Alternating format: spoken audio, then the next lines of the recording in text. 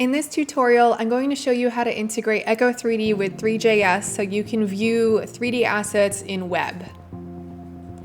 We have a couple of demos, one without AR and one with AR, so we'll go through both. If you haven't created your echo3D account yet, go ahead and do so at echo3d.com and grab your 3D model. If you don't have one, you're welcome to search the echo3D library for a free 3D asset. I think we have about 75,000 or more free assets, so feel free to use one of those for this project.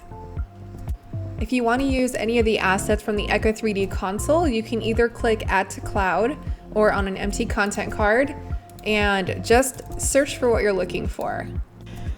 So in this case, I ended up uploading these two couches for the sake of this demo. The first demo is without AR. You're going to create a dedicated folder and download loadmodels.html, query-3.5.1.js, and 3, the file, into the same directory that you just created. Perfect.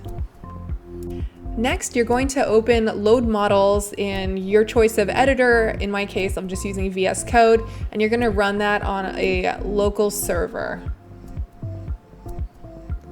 We're just going to go right here to the bottom right and start running it. It's going to prompt us for our API key, so let's grab that. Your API key can be found right here at the top of your echo3D console. And please note, everything that's inside of this API key is going to be included in the 3D experience. Okay, now let's play with the metadata directly from the console. So click on the content card and go down to metadata.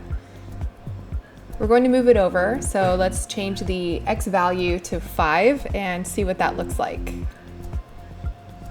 As you can see, it moved over instantly. Okay, let's do a little bit more. Let's change the scale of the gray couch and we will make it go, let's see, 3. As you can see, it's tripled in size. Now let's check it out in AR. We're using ngrok in the background to connect our development environment with our mobile device. If you're going to use on Android, it should work just fine, but WebXR does not run on iPhone, so you have to download Mozilla's WebXR viewer from the App Store. This is what we're using. For using the AR version, we are going to swap load models HTML file with hit test. So you'll see that we just switched out the one file, but 3 and jQuery are still there.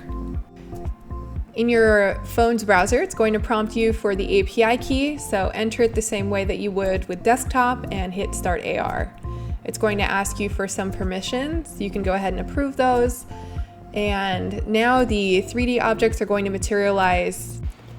Okay, so let's look at the metadata. So let's make the value of X 5, and we'll see that move in real time. Next, let's change the scale. So we will make this 5 as well. And as you can see, it's all updating in real time from the echo3D cloud.